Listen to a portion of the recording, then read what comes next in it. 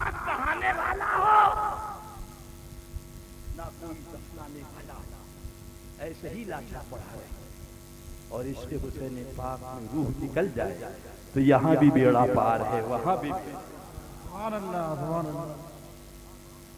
सीने पे हाथ जिनकी इतनी नीति, जिनके बारे में आका फरमाए मेरे बाद अगर कोई नबी होता तो उमर, अल्लाह हजरत अब्दुल्लाह इब्न उमर रज़ी अल्लाह ताला अन्हु वहाँ से चले, हजरत की खिदमत में बाबा जान पहुंचे।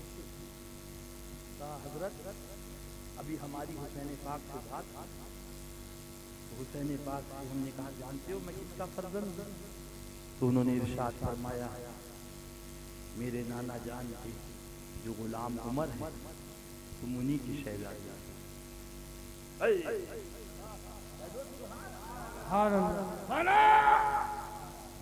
हड्डियों पे रहम खाओ। जब ये सुना खलीफतुल मोमिनीन का जलाल फरमाते कागज लाओ, कागज हाजिर, फरमाया कलम लाओ, कलम फरमाया दरी दौलत हुसैन पाक से सलाम किया। आपने पूछा आपकी इनकी कुछ बात पूछी? फरमाया हाँ, इन्होंने कहा तुम जानते हो मैं किसका फर्जंद हूँ? तो मैंने कहा था वो उमर जो मेरे नाना जान के गुलाम थे, आप उन्हीं के शहजादे। कहा हुजूर आप इसे लिख देंगे? फरमाया हम अहले बैत जो कहते हैं वो लिख देंगे। अल्लाह बड़ी देर में आफ्ताब शुरू हुआ, मगर ये जिद्दैन है, या तो शम्स होगा तो कमर ना होगा, कमर होगा तो शम्स ना होगा। अल्लाह शाद रखे, आबाद रखे, दरैन की बरकतों से मौला माला माल फरमाए, आमीन तो कह दो। हमारे इजाज़ भाई तो शुरू से हैं, ये अल्लाह का बंदा अभी आया, नजर पड़ी तो देखा शम्स व कमर जलवा रहा। अल्लाह दीन की खिदमत के लिए और हौसला अता फरमाए। अल्लाह हमारे काजी शहर हजरत मौलाना रियाज साहब को और ताकत और हिम्मत और कुव्वत अता फरमाया। हम अहले बैत हैं जो कहते हैं वो लिख दे। कहा लिख दे। आपने लिखा। अर्ज़ किया हुजूर दस्तखत करते। सरकार ने दस्तखत किया। का सरकार तारीख डाल, तारीख मुसलमानों अभी तक वो उमर जिनके बारे में आका फरमाए मेरे बाद अगर कोई नबी होता तो उमर, वो हजरत उमर रज़ी अल्लाह ताला अन्हु जिनके बारे में आका फरमाए जितने आसमान में तारे इतनी नेकियां उमर। वो पर्चा लिया, लेने के बाद उसको चूमा, शहजादे को दिया, सलाम अदा किया, चले। जुमे का दिन मस्जिद नबी शरीफ खरीद हजरत सरकार उमर फारूक आजम तशरीफ फरमा खुतबा तकरीर की और फरमाया जब हमारा इंतकाल हो गुस्ल दे दिया जाए, कफन पहना दिया जाए तो ये पर्चा हमारे कफन में रख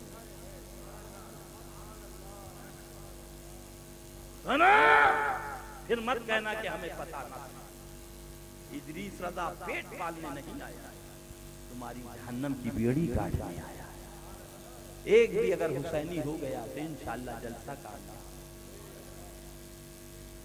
लोगों ने अर्ज़ किया ऐ खलीफतुल मोमिनीन इस पर में क्या है जो आपने कहा कि गुस्ल दे दिया जाए, कफन पहना दिया जाए, तो मेरे कफन में ये पर्चा है। फरमाया ये राज है, इसे पूछो नहीं।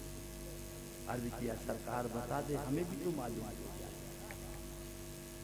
फरमाते ही आखिरत का सौदा है। कहा क्या? फरमाया कल कयामत के दिन परवरदिगार आलम पूछेगा उमर तुम कौन हो? तो मैं अर्ज करूंगा मौला तेरे महबूब का गुलाम। मेरा रब इरशाद फरमाएगा उमर सबूत क्या है? उमर सबूत क्या है?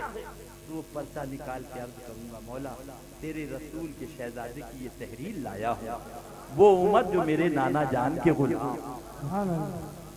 अमल के अपने एहसास क्या है, वजुद निदामत के पास क्या है, रहे सलामत तुम्हारी निस्बत अपना तो बस आसरा ये। मुझसा गुनाहगार उनका शफी है, मुझसा गुनाहगार उनका शफी है। پھر وہ تجھی کو بھول جائے دل یہ تیرا گما. اللہ حسین پاک کی محبت میں دلائے، انہی کی محبت میں سلائے، انہی کی محبت میں اٹھائے. حسین پاک کے والد ماجد کا جملہ سن لیجئے اور سن لیجئے خوب اچھی. ایک آئین ہے اور ایک قانون ہے، ایک آئین ہے اور ایک قانون. قانون یہ ہے کہ جیب کاٹنا جرم، قانون یہ ہے کہ چوری کرنا جرم، قانون یہ ہے کہ قتل کرنا جرم. آئین کیا ہے؟ آئین یہ ہے کہ ترنگے جھنڈے کو یہاں طلاق محل میں جلا دو تو ٹاڈا لگ جائے گی، اندر بند کر دو. اب سنو کانپور والے، چوری میں پکڑے گئے.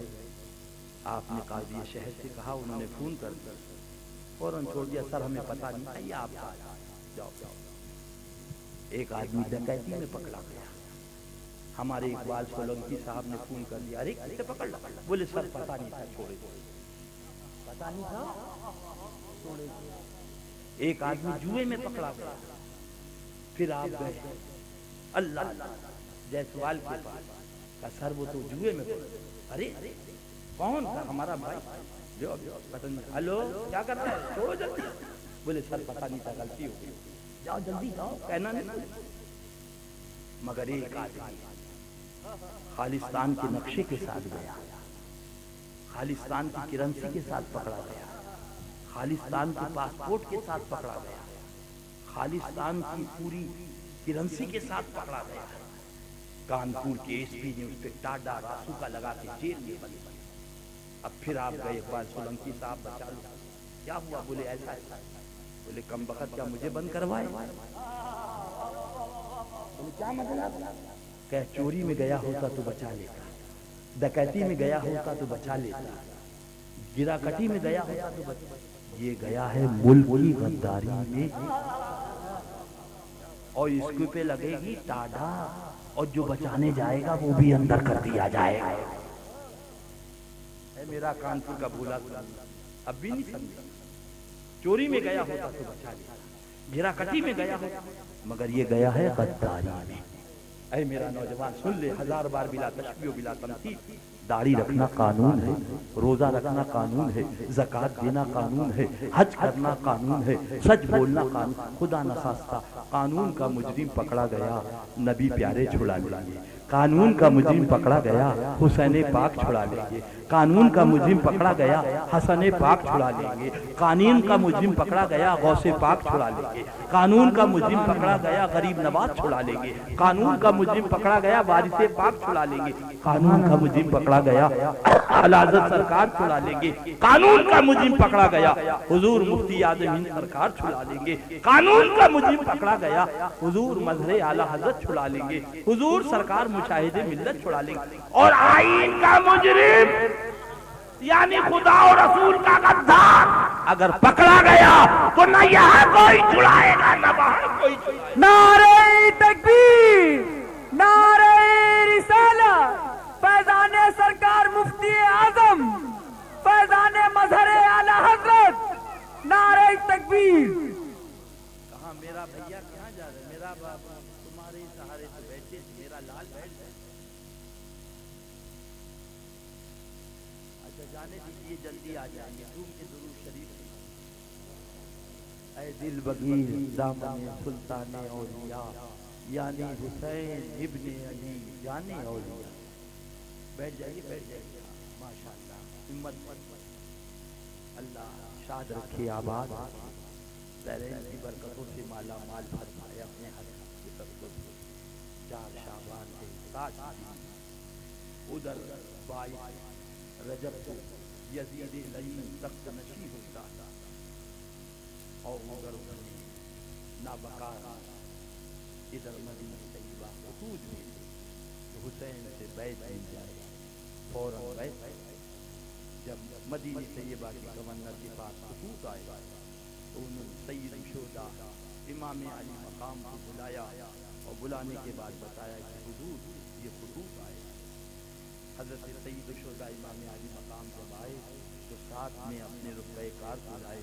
جنہیں دروازے پہ کھڑا کر دیا کہ اگر میری آواز تیز ہو تو تم اندر چلے جانا.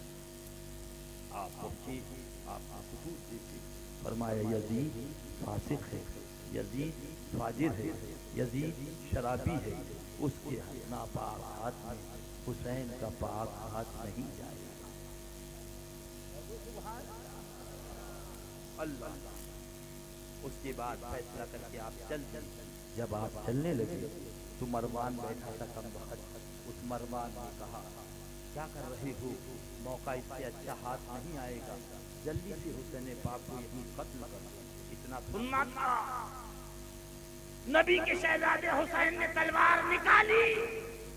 حضرت علی کے لخت جگر فاطمہ کے لال رضی اللہ تعالیٰ عنہ فرمایا مروان کیا بک رہا ہے, کون ہے جو میرا سر طلب ہے؟ ہاں مجھے معلوم ہے, جہاں نانا جان کی وصیت کو کی مجھے تکمیل کرنا, یہاں کوئی کچھ نہیں. آواز سنی جو آپ کے رفیقار تھی وہ بھی آ گیا. گورنر نے کہا کم وقت مروان تجھے شرم نہیں آتی, اسی نبی کا کلمہ پڑھ رہا ہے, نبی کے شہزادے میں ایسا کیا دور ہٹ. گورنری رہے یا چلی جائے مگر حسین پاک کے خون میں میں ہاتھ نہیں ڈال سکتا. نتیجہ یہ ہوا جب یہ اطلاع مروان اس نابکار یزید کو دی, وہاں سے پیدل پہ خطوط آئے کہ جلدی سے آیا حسین کی بیعت. آپ نے وہ خطوط امام علی مقام کی بارگاہ میں حاضر کر دیا. امام علی مقام نے مدینہ طیبہ کے جلوت صحابہ کرام کو بلایا, مشورہ کیا. انہوں نے جب خطوط دیکھے کہ حضور فضا مقدس حالات صحیح نہیں, یزید فاجر شرابی وہ نابکار تخت نشین ہو گیا, بہتر یہ کہ آپ خیر معظمہ 4 شعبان جمعے کی رات تاج مسلمانوں کی اتحاد. حضرت امام علی مقام سامان کو صحیح کیا. ازواج مطہرات اہل بیت اطہار نے کہا اب سامان صحیح کرو, اب ہم یہاں سے جائیں گے, اس لیے کہ مدینہ طیبہ کی گلیاں ہمارے اوپر تنگ کر سکتی. سامان تیار ہو. حضرت فاطمہ کبریٰ رضی اللہ تعالیٰ عنہ 8 دن ہو گئے بخار میں جس میں مبارک گرم ہو رہا. آپ نے دیکھا آنکھوں میں آنسو آ گئے. بابا جان کہاں جا رہے ہیں, مجھے بھی ساتھ آیا, میں بھی ساتھ میں چلوں. اللہ کے رسول کے شہزادے حضرت امام علی مقام نے فرمایا اے فاطمہ کبریٰ, یہ نفاحت, یہ کمزوری اور یہ طبیعت گرمی کا میری شہزادی 8 دن ہو گئے بخار, تم برداشت نہ کر سکتے. حضرت سیدنا فاطمہ کبریٰ رضی اللہ تعالی عنہا نے عرض کیا بابا جان مجھے ساتھ میں بولو, میں برتن دھو دوں, علی اکبر کا جھولا جلا آٹا گوندھ دوں گی, امی کے ہاتھ کا کام میں خود کر سکتا, میرے سرکار مجھے کرنا نہ چھوڑ. ادھر اسلام کا آباد, ادھر شہزادی کرے علالت. آپ نے تسلی تشفی اور آپ نے فرمایا کہ میں سلام کرنے جا رہا ہوں. آپ نے سامان سجا وہ کیا. 4 شعبان رات کا ٹائم, حضرت امام علی مقام سرکار امام حسن رضی اللہ عنہ کے مزار پاک پہ جا کر بلک کے رونے لگے, آنکھوں سے آنسو جاتے. اے بھائی جان, جب آپ کی یاد پڑ پاتی, جب آپ کی یاد بے چین کر دیتی تھی, سرکار بھائی جان آپ کے مزار پہ آ جاتا تھا, تسلی ہو جاتی تھی, تشفی ہو جاتی. بھائی جان, نانا جان کے بندیوں نے مدینہ میرے لیے تنگ کر دیا.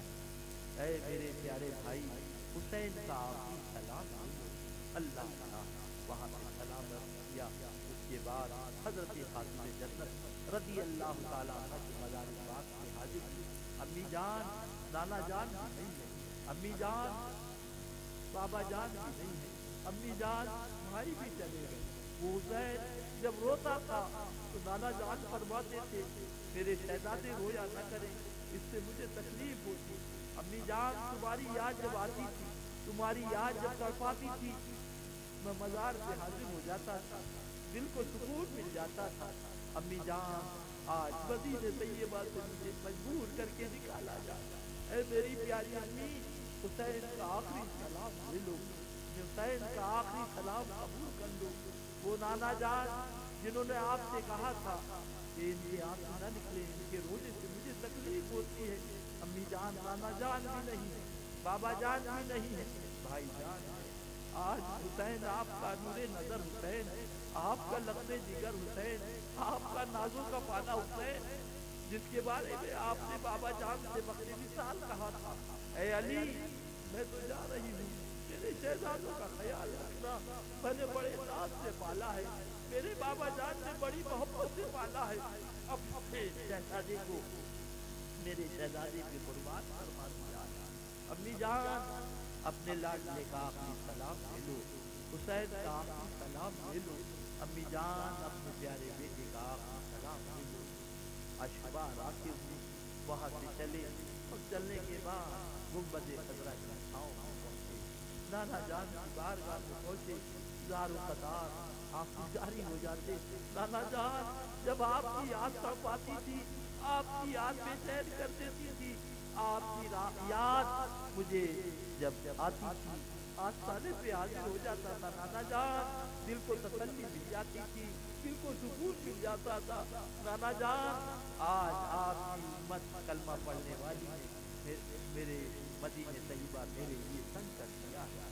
نانا جان آپ بھی اپنے نور نظر کا، اپنے لخت جگر کا، اپنے حسین کا آخری سلام لے لو۔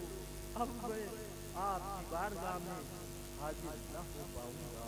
اللہ اللہ اسی میں آپ کی قنوت کی جاری ہوئی تو کیا دیکھا، امام الانبیاء آ گئے، سید المرسلین آ گئے، اللہ کے پیارے حبیب آ گئے۔ شہزادے کو اٹھایا، سینے سے لگایا اور عرض کیا، پروردگارا میرے شہزادے کو صبر عطا فرما، اجر عطا فرما۔ اور فرمایا شہزادے ابتدا مدینے سے ہے اور انتہا کربلا۔ اے دل بغیر دامن سلطان اولیاء، یعنی حسین ابن علی جان سید الشہداء امام علی مقام اٹھتے ہیں، وہاں سے واپس اپنے کاشانے پاک میں پہنچتے ہیں۔ کجاووں کے سامان لاد دیا گیا ہے، اتنے میں پھر حضرت فاطمہ کبریٰ رضی اللہ تعالی عنہا عرض کرتی ہیں، بابا جان مجھے ساتھ میں لے لو، اکیلا نہ چھوڑو، علی اکبر کا جھولا جھولا۔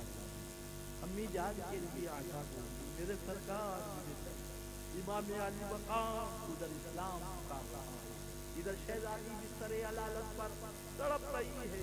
اللہ کا ایک عجیب عالم۔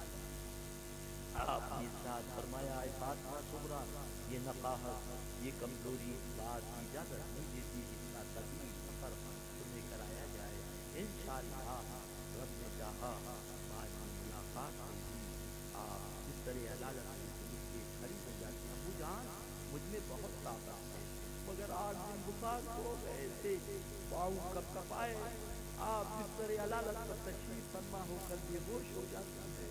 ادھر کجاووں کے سامان لدا ہے، ادھر سفر کرنا ہے، ادھر شہزادی بستر علالت پر گر کے بے ہوش ہو گئی۔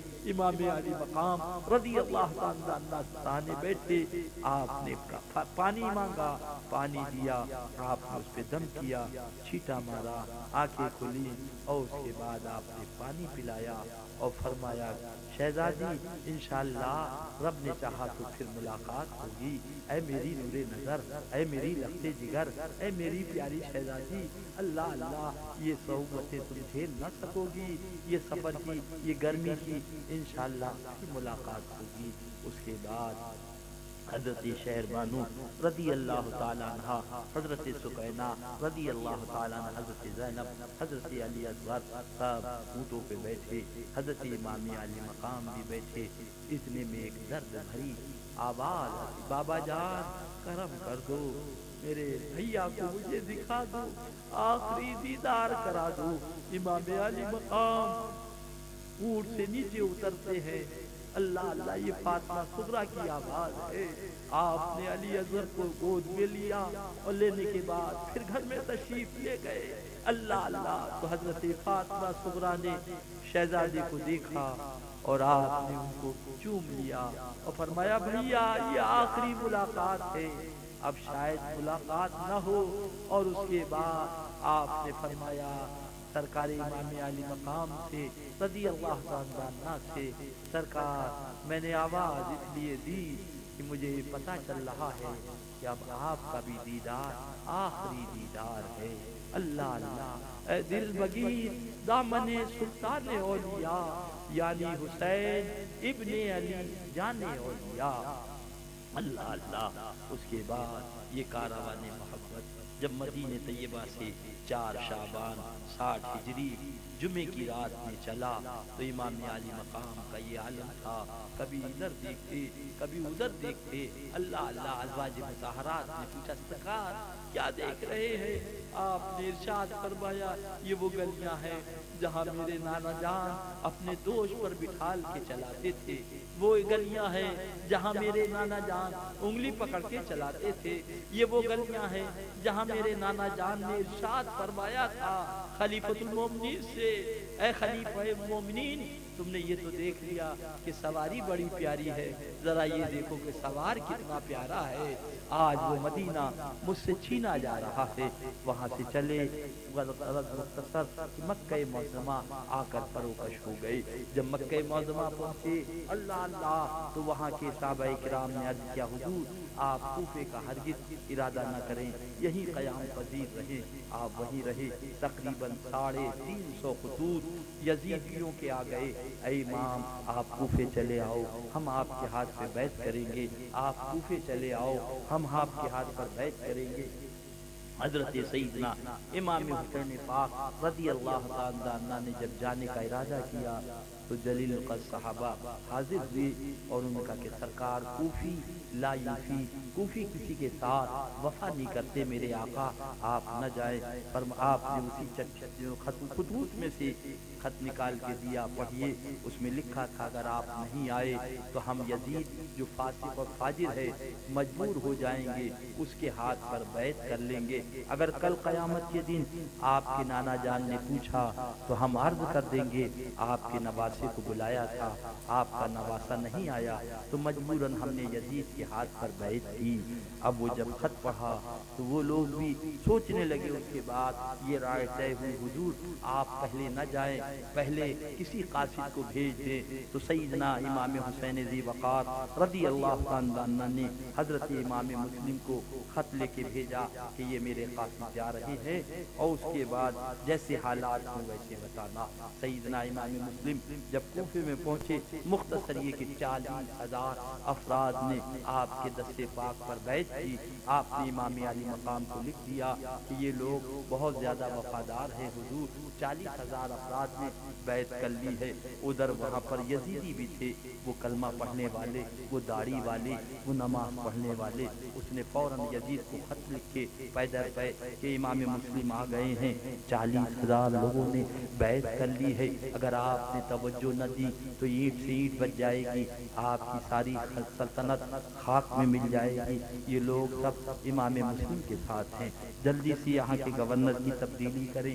جب یزید کے پاس وہ خطوط پہنچے اس نابکار نے بصرے کے حاکم عبید اللہ ابن زیاد کو خطوط لکھے، کہا جلدی سے جیسے بیٹھے ہو ویسے ہی چلے جاؤ، اپنے بھائی کو یہاں کی گورنری دے دو، میں کوفے کی گورنری تمہارے سپرد کر رہا ہوں، وہاں جا کے سب حالات کا جائزہ لو اور امام مسلم جو وہاں پر ہیں ان سے مقابلہ کرو.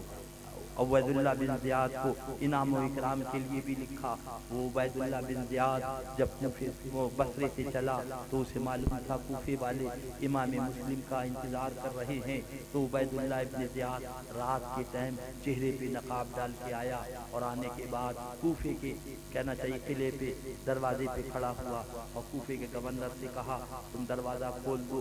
لوگ یہ سمجھے کہ امام علی مقام ہیں، کافی لوگ جمع ہو گئے. تو وہ گورنر نے فصیل قلعہ پہ آ کے کہا اے امام عالی مقام آپ کوفے سے چلے جائیں، یہ کوفی لا یوفی ہے، کسی کا ساتھ نہیں دیں گے، بہتر یہ کہ آپ یہاں سے چلے جائیں۔ حضرت امام وہ یہ سمجھے کہ حضرت امام مسلم ہیں، نتیجہ یہ ہوا عبید اللہ ابن زیاد نے چہرے سے نقاب کھولی تو اہل کوفہ نے دیکھا امام عالی مقام نہیں بلکہ یزید، کہنا چاہیے یزید کا بھیجا ہوا عبید اللہ ابن زیاد ہے۔ سب لوگ واپس ہو گئے اور اس کے بعد وہ دروازہ کھلا، اندر پہنچا، معذوری کا پیغام اس کو دے دیا اور اس کے بعد اس نے جا کے وہاں پر تخت نشین ہوا، اعلان کر دیا جو امام مسلم کا ساتھ دے گا اس کے گھر میں آگ دے دی جائے گی، جو امام مسلم کا ساتھ دے گا اس کے بچوں کو شہید کر دیا جائے گا، جو امام مسلم کا ساتھ دے گا اس کو قتل کر دیا جائے گا۔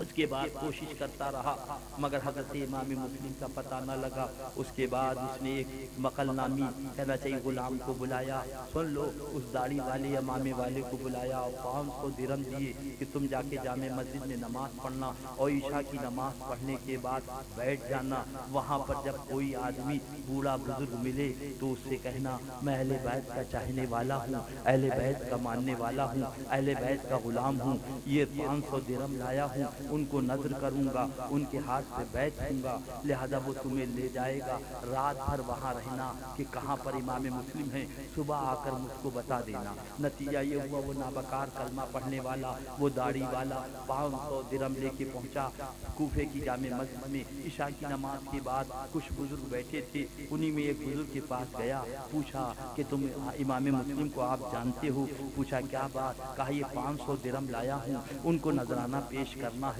میں اہل بیت کا چاہنے والا ہوں، ان کے ہاتھ پر بیعت دوں گا۔ جب انہوں نے سنا وہ بزرگ آدمی سمجھے نہیں، لے کے چلے گئے، رات بھر وہاں رہا، صبح کو وہاں سے جب واپس آیا سیدھا عبید اللہ ابن زیاد کے پاس گیا اور بتا دیا کہ حضرت حانی کے گھر میں حضرت امام مسلم جلوہ بار ہیں، اتنا سننا تھا۔ عبید اللہ ابن زیاد نابکار نے اشد نامی دروغہ کو 500 سپاہیوں کے ساتھ بھیجا کہ جاؤ پکڑ کے لاؤ، چاروں طرف سے مکان کا محاصرہ ہو گیا۔ حضرت حانی جو صحابی رسول ہیں رضی اللہ تعالیٰ عنہ، ان کو جب معلوم ہوا انہوں نے حضرت امام مسلم کو تہہ خانے میں چھپا دیا۔ اس کے بعد وہ پولیس والے آئے، گھر کی تلاشی دی، حضرت امام مسلم کا پتہ نہ لگا تو حضرت حانی کو پکڑ کے لے گئے۔